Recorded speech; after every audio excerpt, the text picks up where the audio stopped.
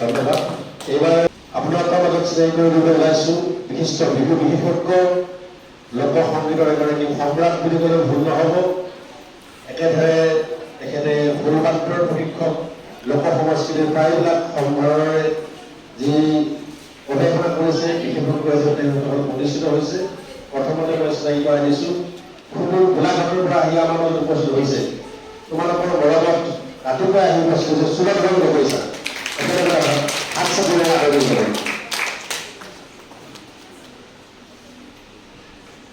চিনাকি কৰাই দিছোঁ, তোমালোকৰ চিনাকি মোক ইতিমধ্যে তোমালোকে কেন্দ্ৰগুণা জৱাহৰলাল নেহৰু হায়াৰ ছেকেণ্ডেৰী স্কুলত যেতিয়া আমাৰ কৰ্মশালা হৈছিলে, এদিনীয়া এটা কৰ্মশালা ঠিক কৰি এদিনীয়া এটা প্ৰশিক্ষণ হৈছিলে। আৰু প্ৰশিক্ষক হিচাপে উপস্থিত আছিলে বিশিষ্ট বিহু বিশেষজ্ঞ।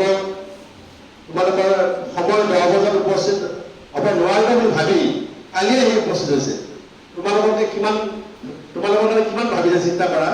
এনেকুৱা এজন ব্যক্তি আমাৰ লগত উপস্থিত আছে, তেখেত হৈছে সন্মানীয় মৃণাল মেধিচাৰ, মৰিগাঁৱৰ পৰা তেখেত আহিছে। তেখেতক এগৰাকী যুৱ প্ৰজন্মৰ বন্ধু দীপমণি শইকীয়া। আমি বহু সময়ত মই চিনাকি কৰি তেখেতক এনেকৈ পাই দিব বিচাৰিছোঁ। ছাৰে কৈছে মেধিচাৰে কালি দীপমণি শইকীয়া ছাৰক গোলাপ ছাৰক সম্পৰ্ক জনাইছে। তেখেতক মই চিনাকি এটা পাই দিছোঁ। কালি মই গ্ৰুপত কেইটামান ফটো দিছোঁ। গগনা, পেঁপা, ধুনীয়া ধুনীয়া পেঁপা বনাইছে নহয়? এই পেঁপা, গগনা এইবিলাকক উৎপাদনৰ লগত জড়িত এগৰাকী ব্যক্তি। নিজে বজায়ো, নিজে বিহুৱা পেঁপুৱা গোটেইখিনি হোৱাৰ পিছতো নিজে উৎপাদন কৰি অসমৰ বিভিন্ন প্ৰান্তৰ মানুহে তেখেতৰ পৰা সংগ্ৰহ কৰে। সেইবিলাক হাতে কামে কৰি অসমৰ শিল্পক ৰক্ষা কৰিবলৈ আগবাঢ়ি যোৱা এগৰাকী যুৱ প্ৰজন্মৰ বন্ধু হৈছে দীপমণি শইকীয়া। তেখেতে এটা হুজুৰকে হাত চাপৰি হ'ব। মই আমি শৈক্ষিক তত্ত্বাৱধানত কুতুবুদ্দিন আহমেদ ছাৰ আছে, প্ৰতিটো সময়ত ছাপোৰ্ট কৰি অহা এগৰাকী ব্যক্তি কুতুবুদ্দিন আহমেদ ছাৰৰ এটা হাত চাপৰি হ'ব। মনোৰঞ্জন চলচ্চিত্ৰৰ এটা হাত চাপৰি হ'ব। তাৰ মাজত মৰ্জিনা বাইদেউ বিশ্বজ্যোতিক লৈ ব্যস্ত, এতিয়া বিহুক লৈ ব্যস্ত। বাইদেউ এটা হাত চাপৰি হ'ব। আমাৰ আজি সঁচাকৈ এটা উল্লেখনীয় দিন।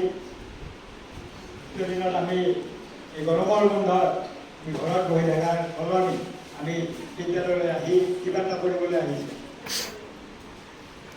বিহু কৰ্মশালা এইটো আসাম হায়াৰ ছেকেণ্ডেৰী আছে। বিহু ছাবজেক্টটো আমাৰ পাঠ্যপুথিত সম্পন্ন কৰিছে। সেইকাৰণে এই বিহুৰ ভিতৰত বিভিন্ন কথা জনাৰ কাৰণে এই বিহু কৰ্মশালাৰ আয়োজন কৰা হৈছে বুলি মই ভাবিছোঁ। আজি বিহু বিহু কালি বিহু বিহু চিৰে গৰখি পৰা নিতাই কুমাৰে বাদতি মাৰিলে চতুৰ বাৰশৰ পৰা পৰমচহাৰ। আজি আমাৰ এই আসংখ্য অলংকৃত কৰা শিক্ষানুষ্ঠানৰ মুৰব্বী প্ৰভুজনা আৰু আগতে আহি লগ পাই যোৱা সেই শিক্ষানুষ্ঠানৰ মুৰব্বী প্ৰভুজনা দুইজনৰ চৰণত মই মোৰ লগত পৰিত্যাগ কৰিছোঁ। দ্বিতীয়তে এটা কথা মই ক'ব বিচাৰোঁ, আমি আখৰা শব্দটো প্ৰায় আৰম্ভ কৰিছোঁ। বিহু পৰম্পৰাগতভাৱে চলি আহিছে এই কিংবদন্তি। আমাৰ শাস্ত্ৰীয় নৃত্য আমি যদি সত্ৰীয়া নৃত্য বুলি কৈছোঁ বা শংকৰী নৃত্য বুলি কৈছোঁ বা দেওধনী বা যি নৃত্য পুতলা ভাড়া নৃত্য সকলো আমাৰ বেদত লিপিবদ্ধ কৰা আছে। আমাৰ পৃথিৱীত যিমানবোৰ নাচ আছে আমি সকলো বেদত পাওঁ, কিন্তু বিহু নাচখন বেদত নাই। সেইকাৰণে তাক কিংবদন্তি মুখে মুখে চলি আহিছে কিংবদন্তি। সেইকাৰণে আমি আখৰা বুলি কওঁ, কৰ্মশালা বুলি নকওঁ। আপোনালোক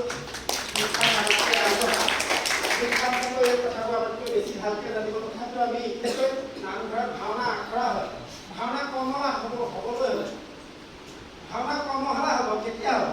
শাস্ত্ৰীয় ধাৰা বস্তুটো কৰ্মশালা হ'ব, বুজি পাইছেনে?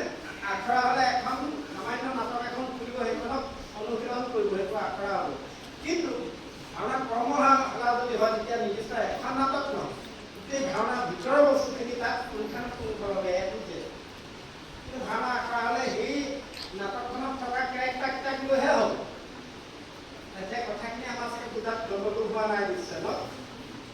সংস্কৃতি আৰু শিক্ষা যেনেকৈ এটকা পইচাটো ধান আৰু মানুহ থাকে, আচলতে চাৰিজনী মানটো খালি এটা আকৌ ধান থকা পইচাটো বসুল কৰিছে শিক্ষাক এৰি সংস্কৃতি হ'ব নাই সংস্কৃতি এৰি শিক্ষা হ'ব নাই কেঁকুৰাঘাটৰ মাটিৰ পৰা হুকুলিব হয় কিয় কেঁকুৰা এজনীয়ে মাটি যথেষ্ট তলৰ পৰা বাহিৰলৈ আনে সেই মাটিটো লিকটীয়া কাৰণে তাৰ পৰা পুতুলি বনোৱা হয় বহুতে ক'ব খোজে পুতুলিয়েনো উধানা মাটিও বনাই কৃষ্ণ জুই পুৰোতে পুৰোতে সেই উধানা মাটিখিনি উধান বুলি ক'লে চিনি পোৱা দুইটাৰ হেনো বাম হৈ গ'ল গভীৰতা কিছু পিছে নোহোৱা হ'ল সেয়েহে বান পাই অলিয়া হৈ দুই পাৰে উপনীত কৰিছ এই হ'ব কাল ধৰি কাক বাৰে বাৰে খেদিছ বান্দাই দীঘিলাবি আখাৰে কঠীয়া নুটুৱাবি ঘৰলৈ আচলতে হগ্নক বহুৱাই কংসবত ভাওনা পাতিলি হ'ব কাল ধৰি কাক বাৰে বাৰে খেদিছ গড়ো শেষ হ'ব নদীও তাত যাব অসমত প্ৰতিনিধিত্ব কৰিব পৰা বস্তু এটা একো সেইটো হ'ল বিহু কাতি বিহু হয় নহয় যেতিয়া ধান ওলাই আমাৰ ধানখিনি যাতে কোনো পোক পৰুৱাই অনিষ্ট নকৰে আমাৰ পৰা হেৰাই নাযায় তাৰ কাৰণে আমি তাক কি পালন কৰোঁ তেতিয়া যোৱা যিটো বিহু এতিয়া কি কৰিলো আমি ৰোপণ কৰিলো জন্ম দিলে নহ'ব তাক পালন কৰিব পাৰিব লাগিব খেতিডৰা পথাৰত সিঁচি থৈ আহি যদি তাক আমি ভালকে নিয়মে পানী কৰি সকলো ভাগৰ পৰা তাক ৰক্ষণাবেক্ষণ নিদিওঁ হেল্ল' কাতি বিহু আমি পথাৰত চাকি দিওঁ নে নিদিওঁ চাকিটো বিশেষভাৱে কিহত দিওঁ নহয় কিহত জ্বলাওঁ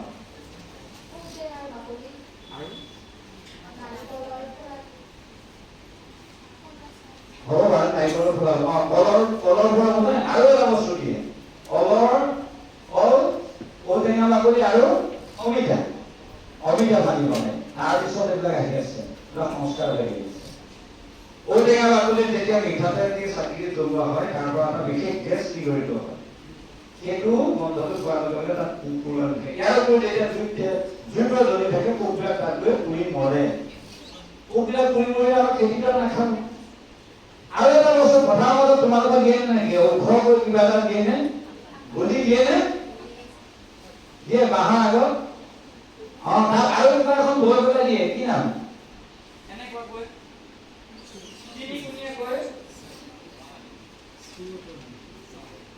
কি নাম কয় আমাৰ তাত চাক কৰি কয় চাক আৰু আমি প্ৰথম তমালৰ কাম কৰিবলৈ শিকিছিলো তাতেই